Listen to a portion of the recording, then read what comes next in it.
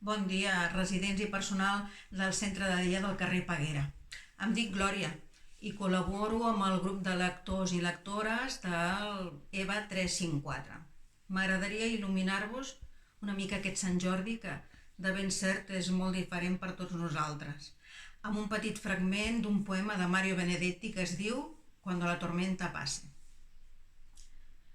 Cuando la tormenta pase y se amansen los caminos, y seamos sobrevivientes de un naufragio colectivo, con el corazón lloroso y el destino bendecido, nos sentiremos dichosos, tan solo por estar vivos.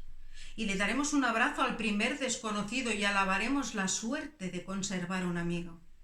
Y entonces recordaremos todo aquello que perdimos y de una vez aprenderemos todo aquello que no aprendimos. Y todo será un milagro y todo será un legado y se respetará la vida que hemos ganado.